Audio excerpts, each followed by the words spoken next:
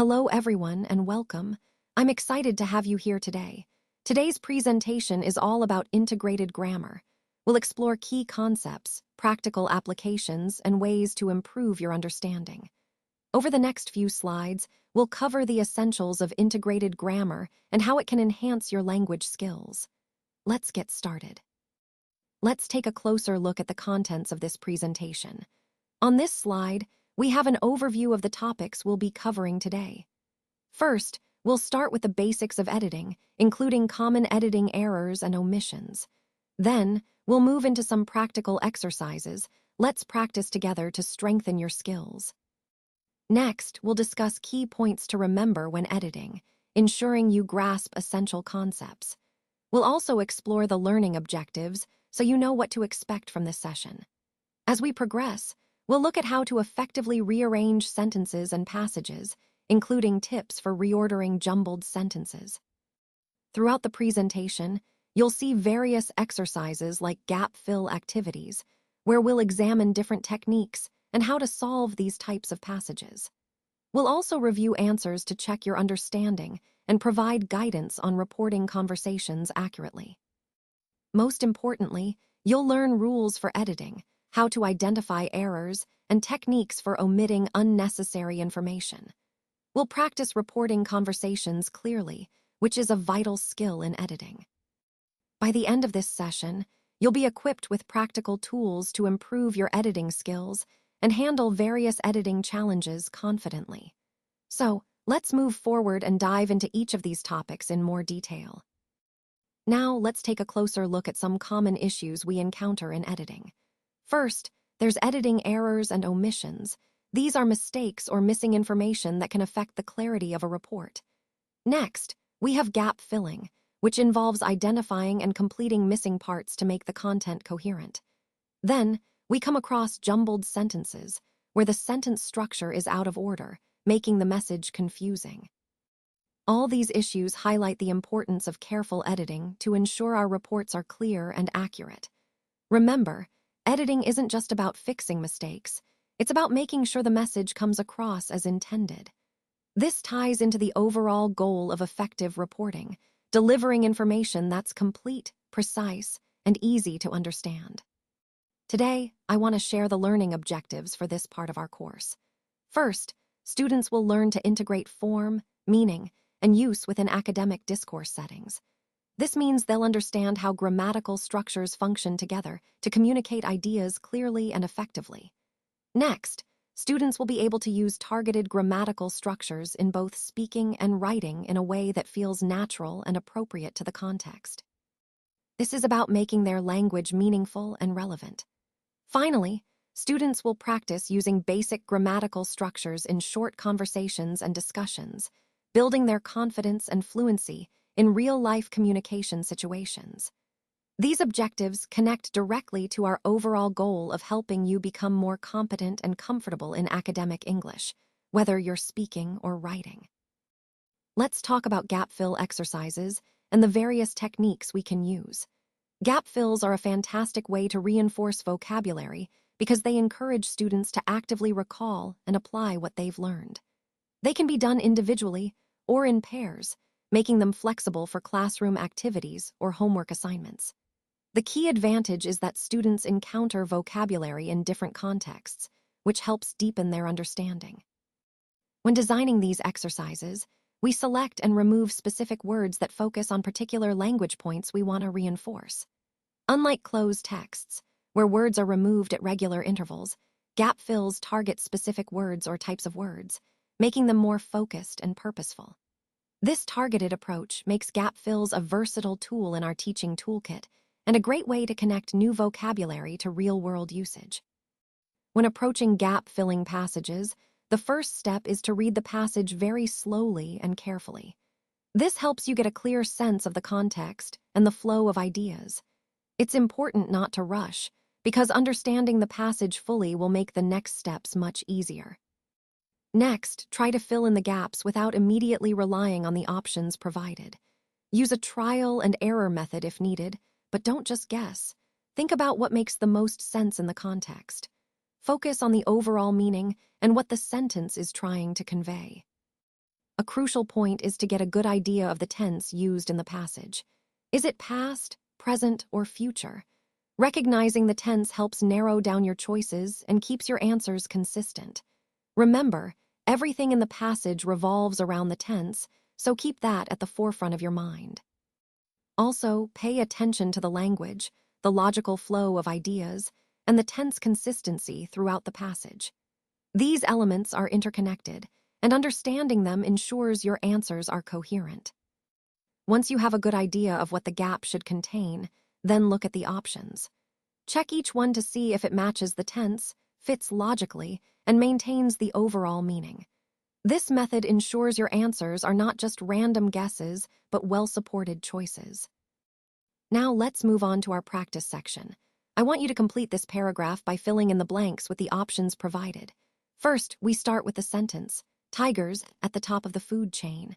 The correct word here is are, because we're talking about a plural subject. It's important to remember that only human beings threaten their survival as a species. Next, the sentence continues, tigers kill only for food, only when they are hungry. The best choice is and, which connects the ideas smoothly.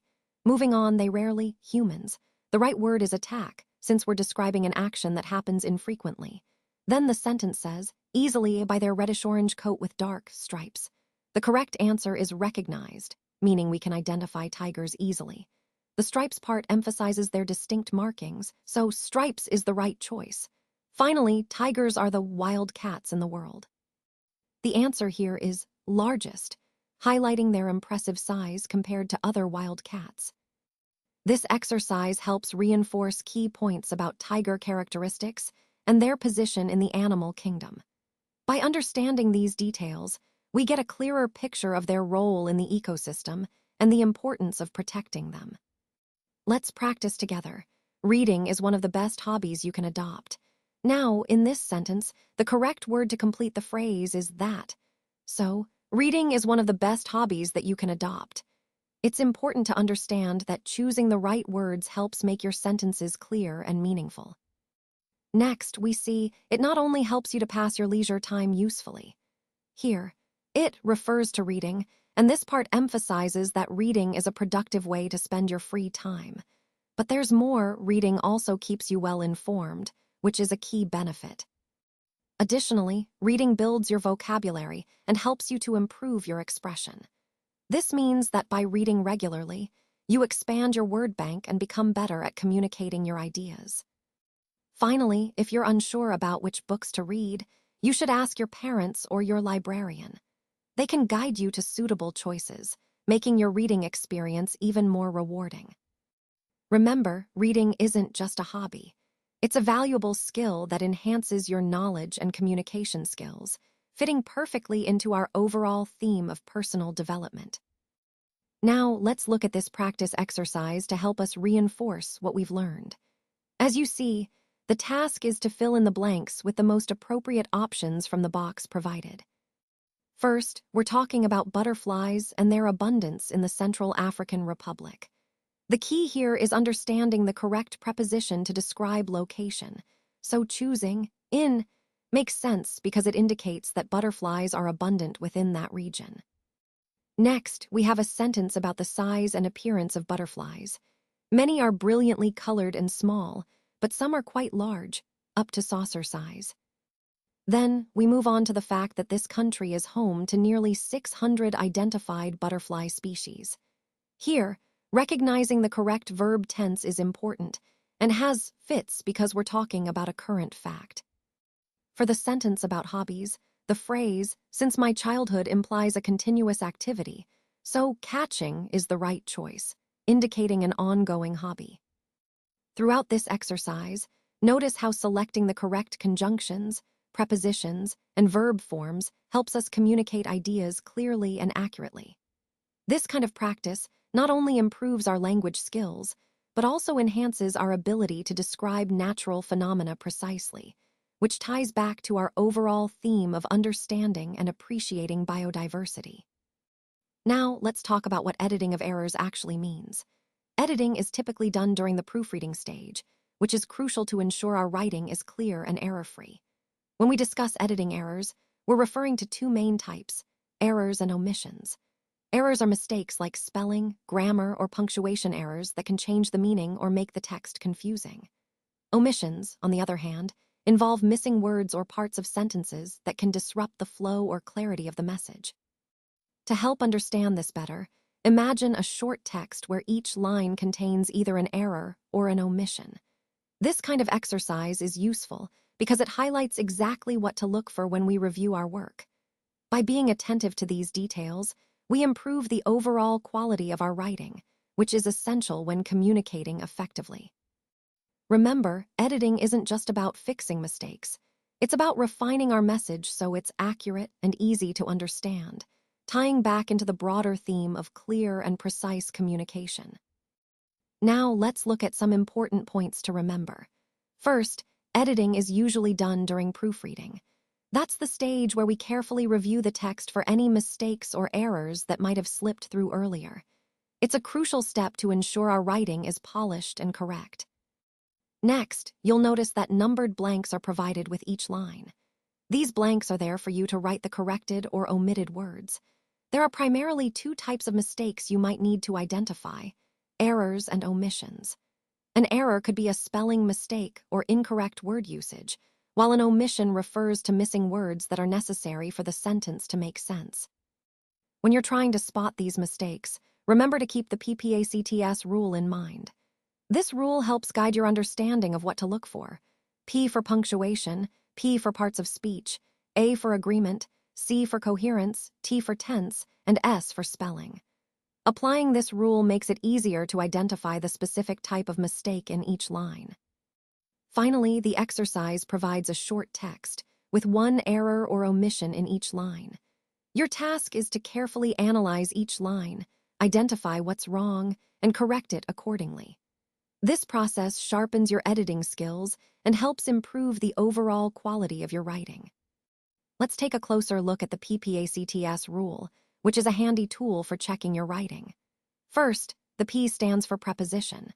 When reviewing your sentences, always check if the prepositions are used correctly and appropriately. Next, T is for tense and verb forms, which includes singular and plural forms. It's important to ensure the tense matches the context, and subject-verb agreement is maintained throughout. The third letter, P, is for pronoun.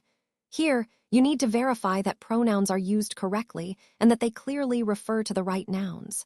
Moving on, S stands for spelling. Always double-check for spelling mistakes, as they can change the meaning or reduce the clarity of your writing. Then we have A for article or determiner. When you encounter a blank, ask yourself whether an article is missing and what word should be there. After reading the passage, it's also essential to identify the tense used and see if it fits the context. If there's an omission, note the words before and after the blank, along with the correct word to insert. Finally, C stands for conjunction. Check that conjunctions are used correctly to connect ideas smoothly and that subject-verb agreement is maintained. If you find errors, be sure to note both the incorrect and the corrected versions to understand what needs fixing. Overall, the PPACTS rule is a comprehensive checklist to help you review and perfect your writing by focusing on these key areas. Using this rule consistently will enhance clarity, accuracy, and coherence in your work, making your communication more effective and professional. Let's talk about the rules for editing. Interestingly, there are no strict, set-in-stone rules when it comes to solving issues related to editing and omission. Instead, what we focus on is identifying common errors that tend to crop up across different concepts.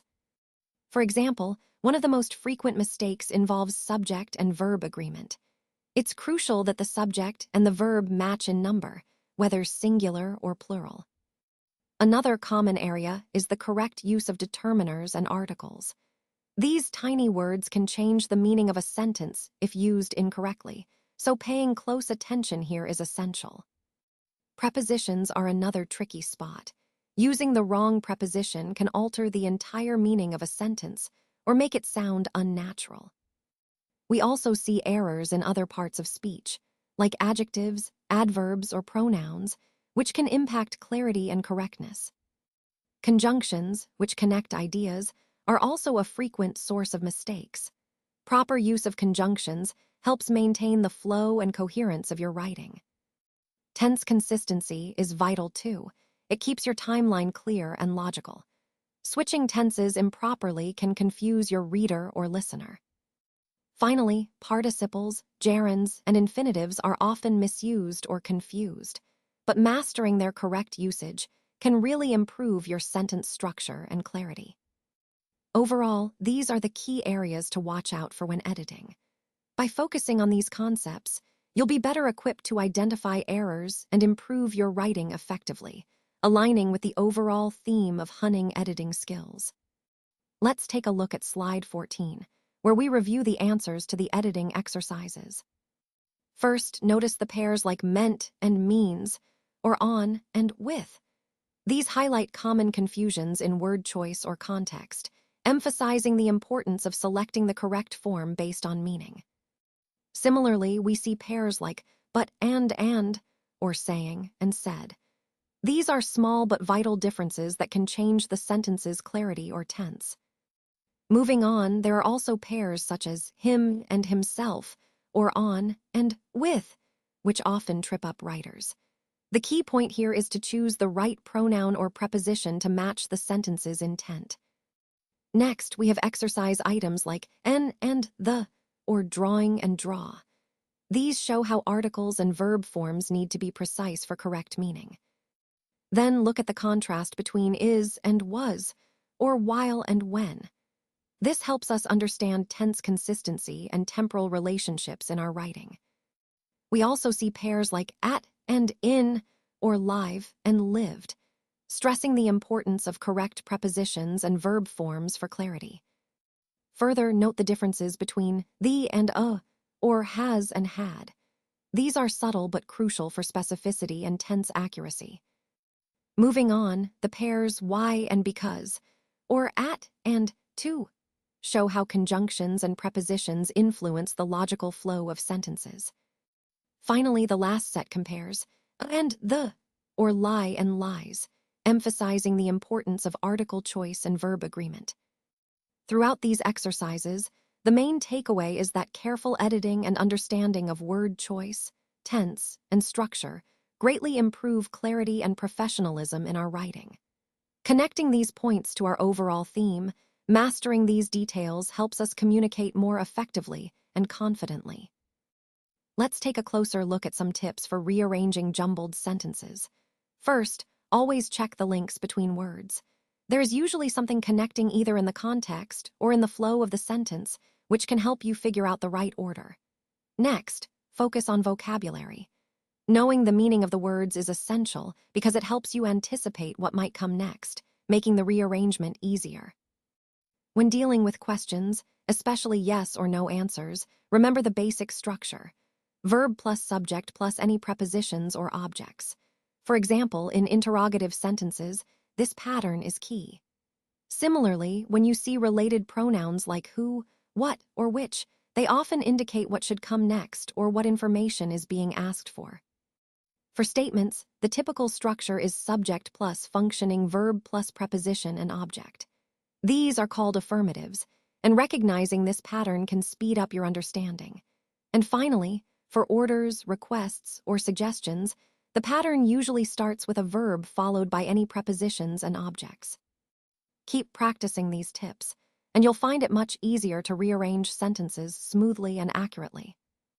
Let's explore some interesting changes in traditions and habits from the past.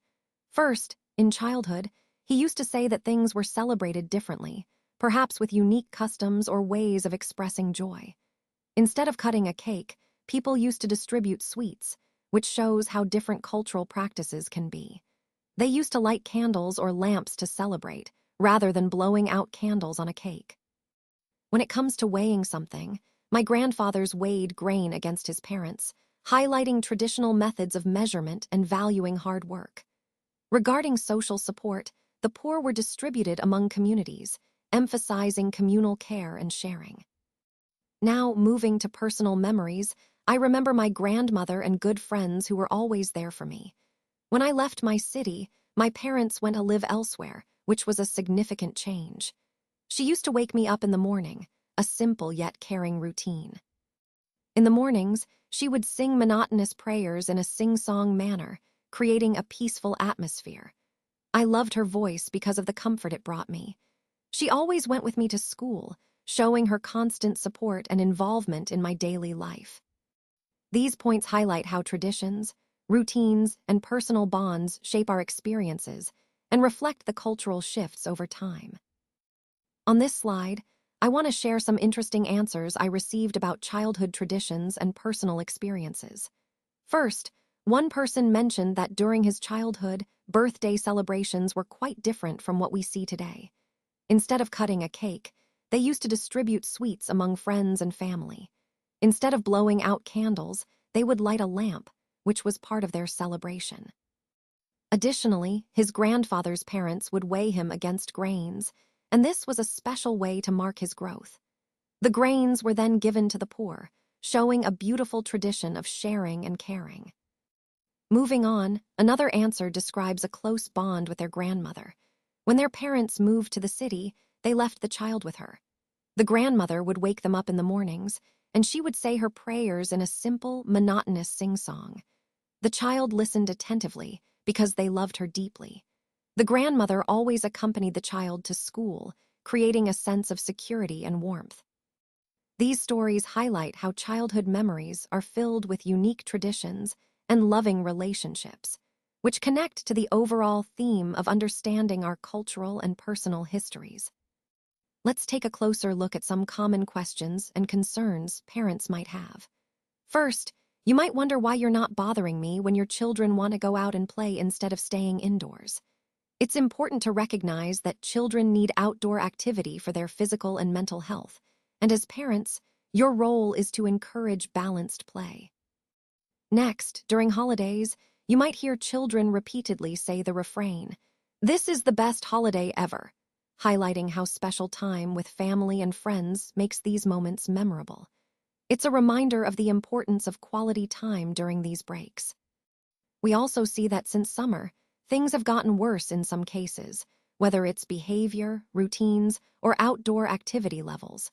It's crucial to understand that the season can impact children's habits, and we need to adapt our approaches accordingly. Another key point is that many children spend a lot of time indoors, with their hands condemned to screens or limited physical activity. This can have negative effects on their health and development, so finding ways to balance indoor and outdoor time is essential. Finally, parents often worry about what this all means, how to ensure their children are happy, healthy, and well-rounded. These concerns are valid, and the goal is to find practical solutions that support children's growth while addressing these common worries. Let's take a moment to check our understanding of the answers here. The first answer, "Why don't you go and play instead of bothering me?" reflects a common response from parents when children are asking for attention. This phrase illustrates how children often hear the same refrain during their holidays, as depicted in the second point. Moving on, the third point highlights that things tend to be worse in summer because children can't always play in the sun, which can be frustrating for both kids and parents.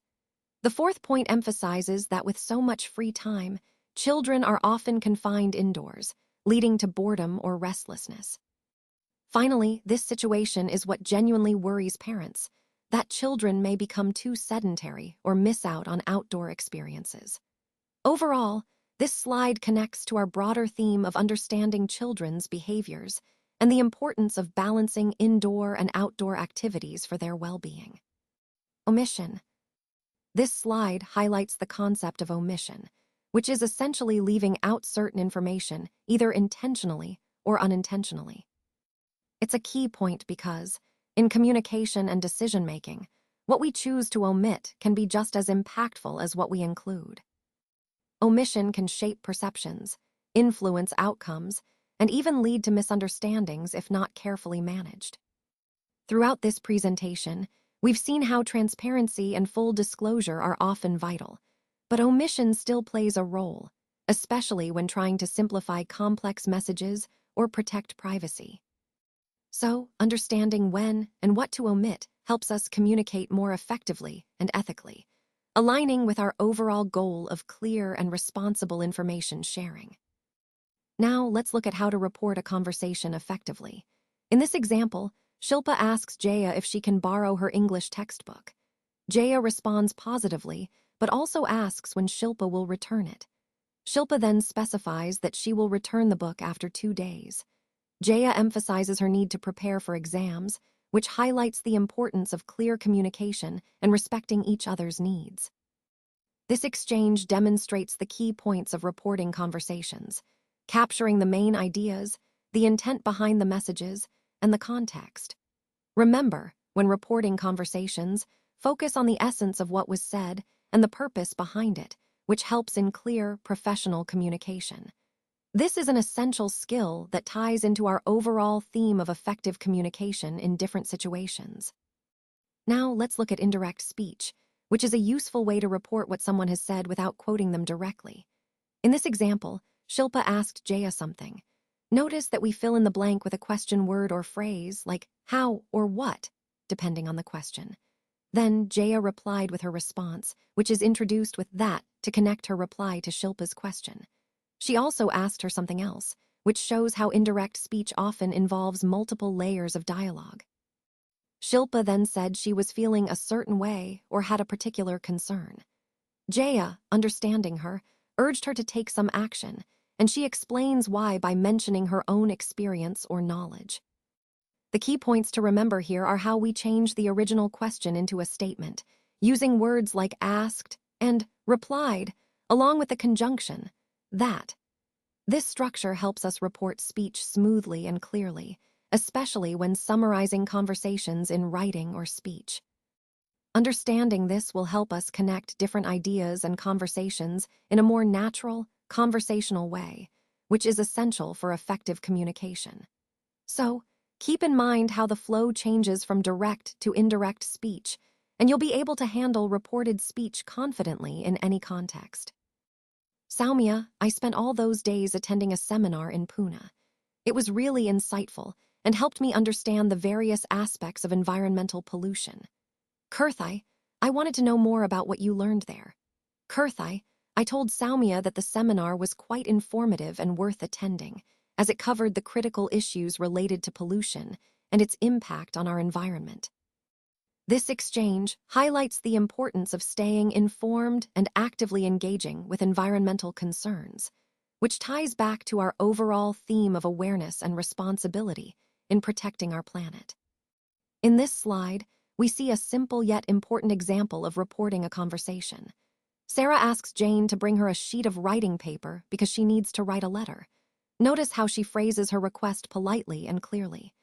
Jane, in turn, asks where she can find the paper, which shows her need for clarification. Sarah then explains that there is plenty of writing paper in her mistress's letter case in the parlor. This exchange highlights the importance of precise communication and how to report what was said accurately. It also demonstrates the use of indirect speech, which is essential in storytelling and formal reporting. Connecting this to our overall theme, effective communication and clear reporting are key skills, whether in everyday conversations or more formal contexts.